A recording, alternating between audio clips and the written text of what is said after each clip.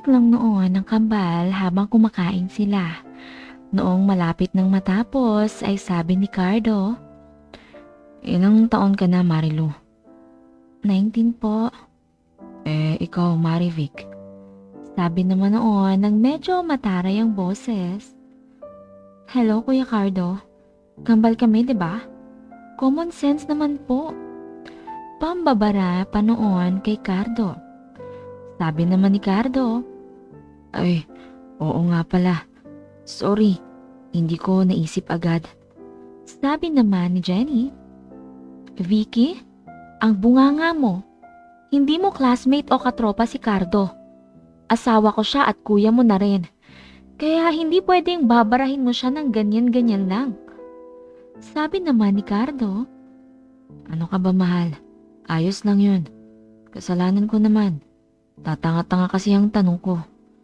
Sige pala, balik na ako sa shop. May rush pa akong gagawin eh.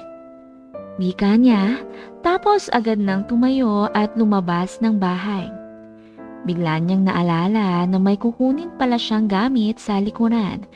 Kaya umikot siya patungo sa likod ng bahay at kinuha ang sadya.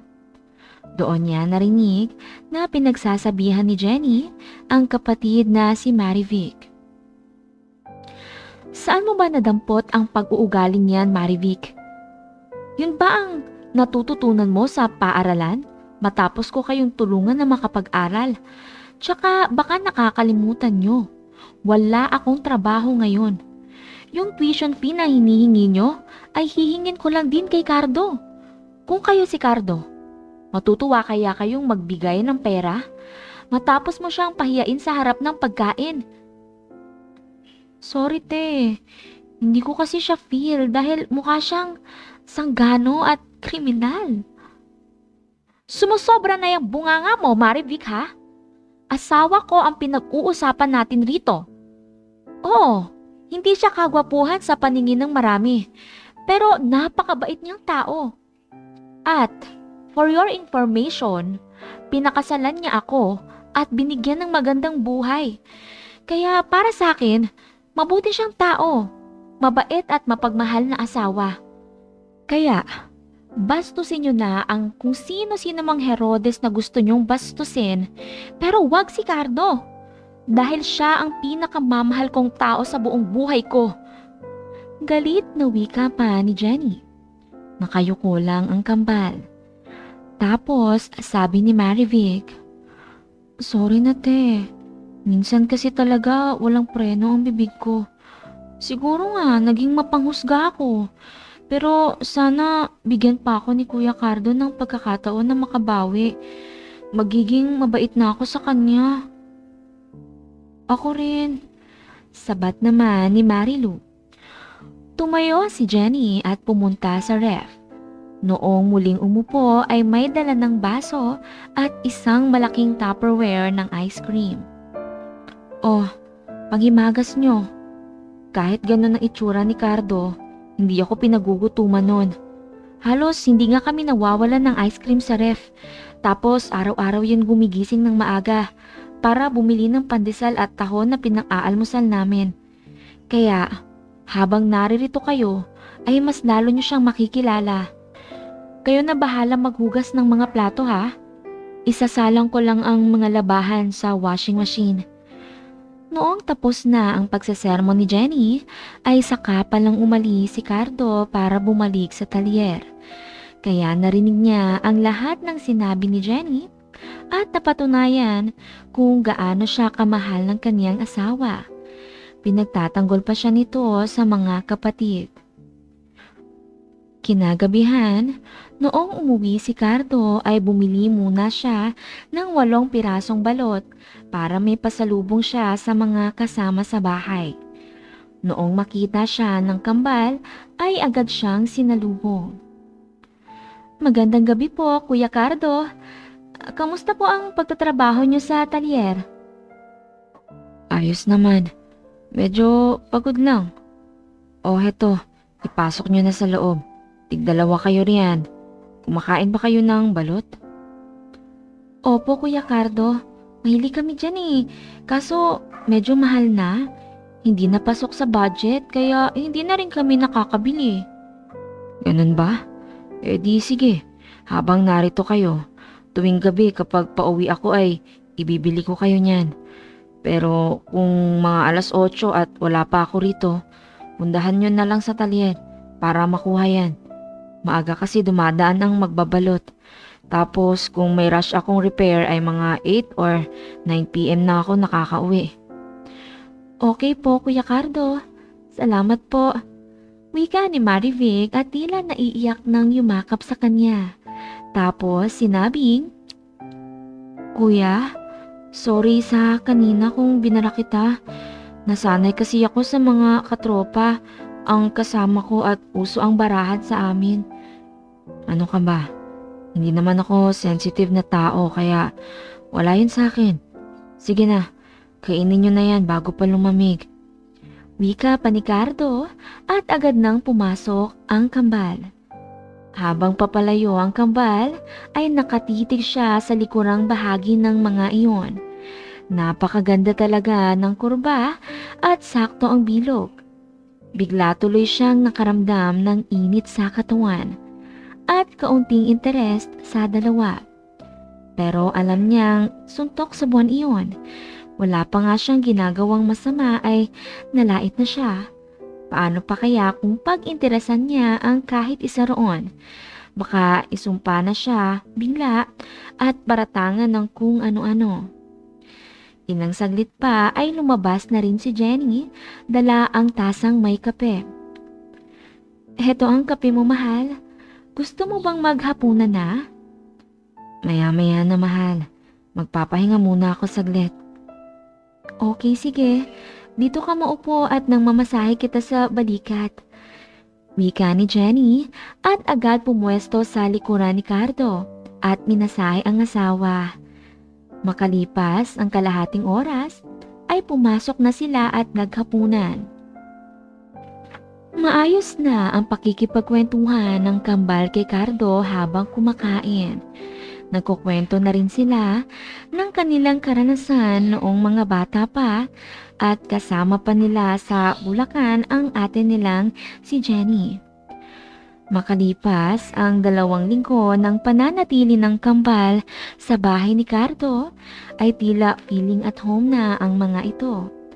Hindi na nga nagsusuot ng panloob sa itaas na bahagi. Kaya madalas na iyong makita ni Cardo na siya namang nagpapainit sa kanya ng husto. At para hindi maging balisa sa maghapon, ay agad niyang pinapapasok si Jenny sa kwarto nila upang tulungan siyang mailabas ang init na nararamdaman. Isang araw noon, nagpaalam si Jenny na luluwas ng Pasay. Umalis daw kasi ang tindera ng kaniyang tiyahin at 2 araw na walang katuwang sa pagtitinda. Kaya si Jenny ang tinawagan para makasama na kahit 3 araw lang sa pagtitinda sa palengke ng Libertad.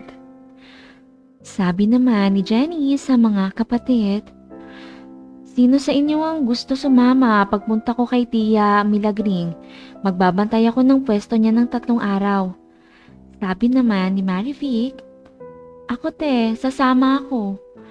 Sabi naman ni Malu, ako ayoko, mainit ang dugo noon sa akin eh. Dito na lang ako. Sabi naman ni Jenny, oo, dito ka na nga lang. Hindi naman kasi pwedeng 2 pa kayo na sasama. Dahil sino ang magluluto ng pagkain ni Kuya Cardo nyo kung lahat tayo wala? Sige po te, ako na ang bahala sa pagluluto ng pagkain at pag-aasikaso kay Kuya Cardo. Wika ni Marilu sabay kindat sa ate. Natuwa naman si Jenny dahil sa ganoong paraan ay magkakaroon ang kapatid niya ng pagkakataon na mapalapit kay Cardo, lalo at hihingi nga sila ng pang-tuition. Ang buong akala ni Jenny ay nasa 10,000 lang ang kailangan ng kambal. Yun pala, hindi talaga magpapadala ng pera ang nanay nila, kaya kailangan ng kambal ng 24,000 pesos para sa tuition fee. Hindi pa kasama ang school supply sa mga iyon. Kaya more or less ay kailangan nila ng at least 30,000 pesos para makabili na rin ng bagong uniform. Sumapit na nga ang araw ng pag-alis ni na Jenny at Marivic patungo ng Libertad. Pagkagising ni Cardo ay naabutan niyang nagluluto na ng itlog at spam si Marilu. Kuya, hindi pa po ako bumibili ng pandesal ha. Pandesal po ba ang gusto niyong ipares dito? O magsasaing na lang ako ng kanin? Sige Malu, bibili ako ng pandesal. Magdadala rin kasi ako ng pandesal sa talyer para sa mga tauhan ko. Nililibre ko rin kasi sila ng pandesal at kape sa umaga para ganado sa trabaho. Ang bait niyo po pala, Kuya Cardo. Hindi pa kayo madamot kahit sa mga empleyado niyo. Abay, oo naman. Malaki ang tulong nila sa negosyo ko, kaya kailangan mabait ako sa kanila. Wika ni Cardo at umalis na. Pagkabalik niya ay sabay na silang kumain ng almusal. 2 oras lang tumambay si Cardo sa talyer niya. Wala gaanong nagpagawa. Kaya itong mga tauhan niya na lang ang inutusan niyang sa ilang mga dumating na check-up at vulcanizing lang naman ang gagawin. Naisipan niyang sa bahay na lang muna tumambay para pwede siyang matulog. Wala naman ang asawa niya at isang kapatid noon. Naabutan niya si Marilu na nasa sala nakaupo. Bagong ligo iyon at may tuwalya pa sa ulo at nakatapis lang din ang katawan. Oh, ang aga niyo po yata, Kuya Cardo. May kukunin po kayo? Wala naman. Kaunti kasi ang customer, kaya naisipan kong tumambay na lang muna rito para makapagpahinga. Ganun po ba? Okay po. Kuya Cardo, sinabi na ba sa'yo ni Ate Jenny kung bakit kami narito? Oo. Magbabakasyon habang wala pang pasok. At hihingi ng kaunting pandagdag sa tuition nyo. 5,000 ba sa bawat isa sa inyo? Sabi naman ni Marilu, naku, mukhang mali po nang nasabi sa'yo si Ate Jenny. Hindi niya rin kasi alam na nawala na kami ng kontak kay Mama. Ayaw na yata magbigay kaya hindi na kami nire-replyan. Ha? Magkano pala ang totoong kailangan nyo? More or less po, mga 30,000. Ha? Ganun kalaki? Oo kuya eh. Sagot ni Marilu na napapayuko na lang sa sobrang hiya. Ang laki pala no? Wika ni Cardo at naglakad patungo sa kusina para uminom ng tubig. Nagulat siya noong pagkaharap niya ay naroon na si Marilu. Kuya Cardo, alam po namin ni Vicky na masyadong malaking halaga ang kailangan namin. Pero 2 sem na lang po ay makakatapos na kami ng kolehiyo. Sayang naman po kung ngayon pa kami hihinto. Sabi naman ni Cardo. Paano kung wala akong ganoon kalaking halaga? Kuya Cardo, please. Alam kong may magagawa ka naman po para makahanap ng ganoong halaga. Willing po akong gawin at ibigay ang lahat ng gusto mo. Basta tulungan mo lang kami ni Marivic. Sabi naman ni Cardo. Kaya ng ano? Hindi na sumagot pa ang dalaga. Tumitig na lang iyon sa mga mata ni Cardo habang malamlam ang tingin. Saka dahan-dahang inalis ang bahagi ng tuwalyang nakaipit at doon na nalaglag sa sahig ang tuwalya. Sigurado ka ba dyan? Opo, sigurado po ako. Handa akong itaya ang sarili ko para sa aking kinabukasan.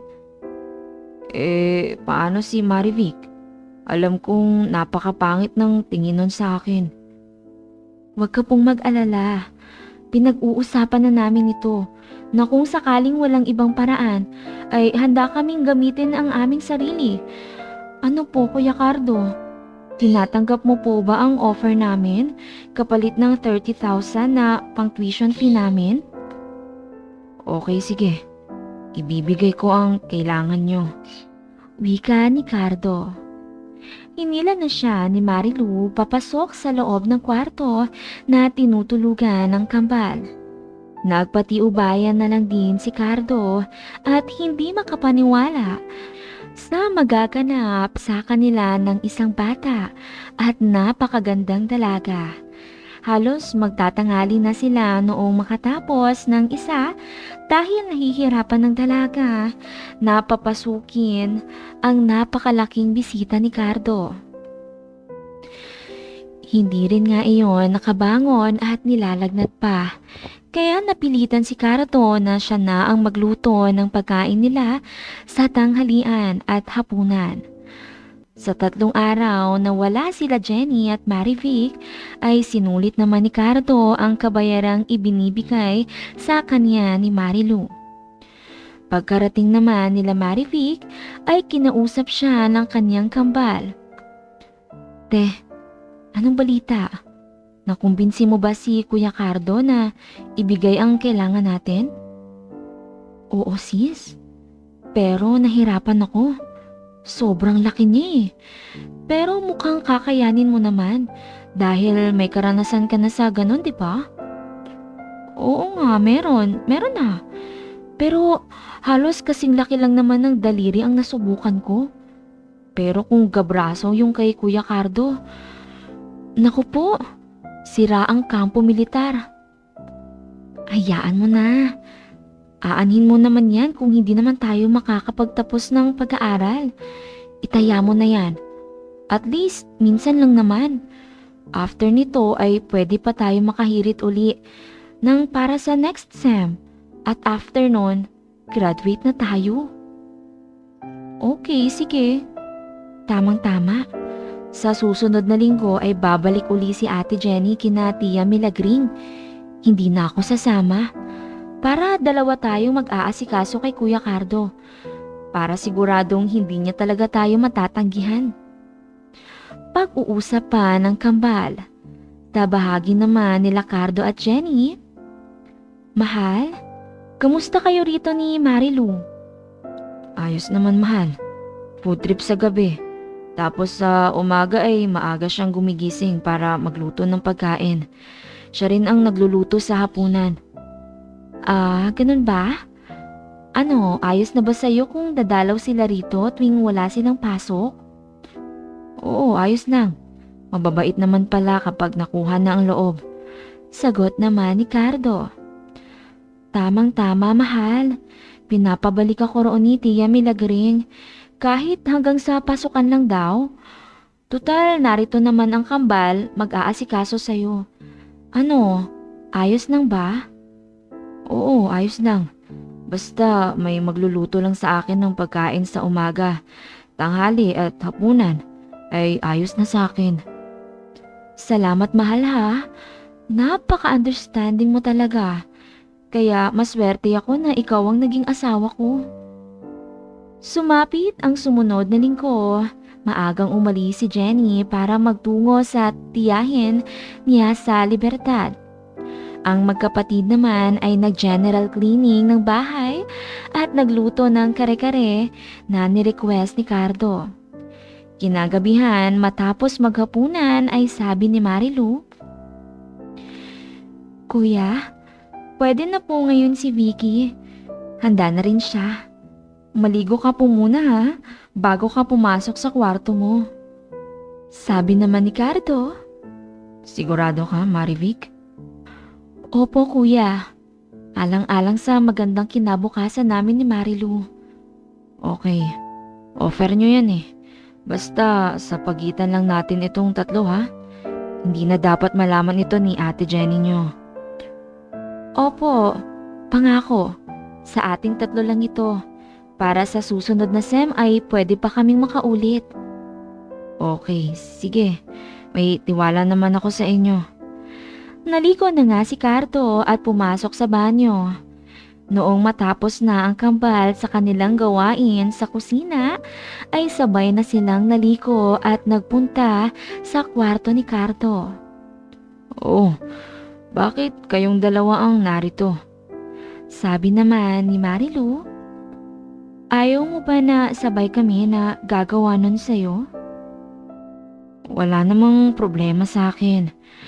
Sagot ni Cardo at sinimulan ng tanggapin ang kapalit na ibinibigay ng kambal. Hindi siya makapaniwala na ganong kagagandang dalaga ang matitikman niya kahit pa hindi naman siya gwapo at sobrang yaman. Dahil sa dalawang iyon kaya sobrang nag-enjoy si Cardo at halos maghating gabi na noong matapos. Kinabukasan ay pumunta siya sa talyer at sinabing ang mga tauhan niya na lang muna ang bahala roon dahil magpapahinga lang siya at may aasikasuhing mahalaga. Pero ang totoo ay maghapon niyang inasikaso ang kambal. Ginawa nila iyon ng 1 linggo. Kaya naman, sobrang saya ni Cardo sa pagtampay ng kambal sa bahay niya. Noong makauwi si Jenny ay saka siya noon kinausap ng masinsinan.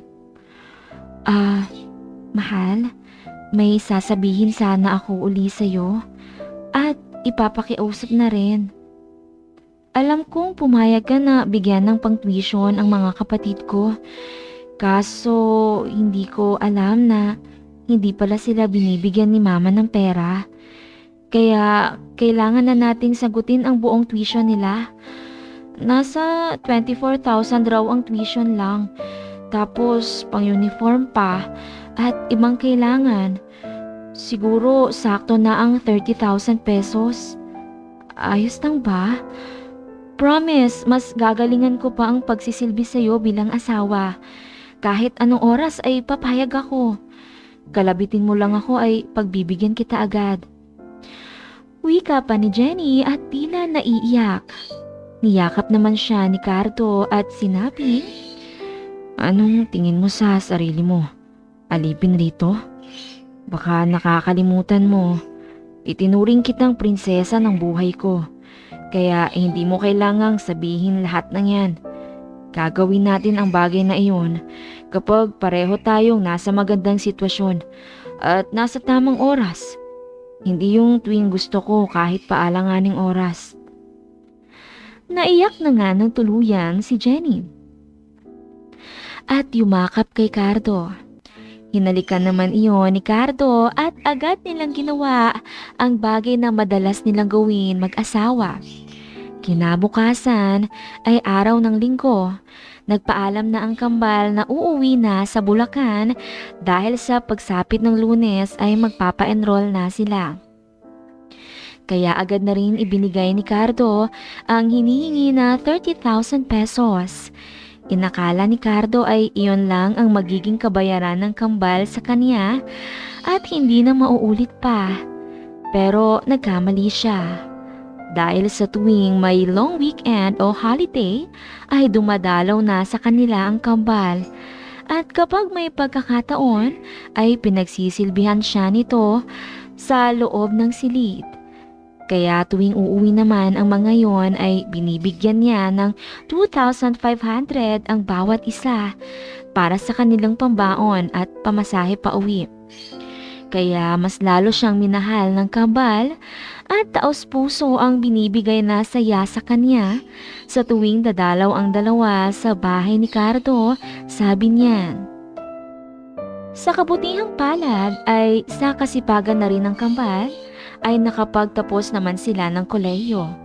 Pero kahit mga professional na ay nakakadalaw kay Cardo at muli siya nitong pinagbibigyan.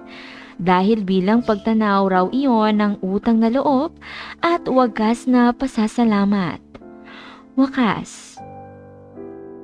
Ayun, my loves, dito na po nagtatapos ang kwento ni Sir Cardo.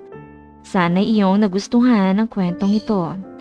Bago matapos ang video, ay sana mag-subscribe ka na rin muna para makasama pa kita sa iba pang mga kwentong ia-upload ko rito. Salamat my loves ha, See you in the next story.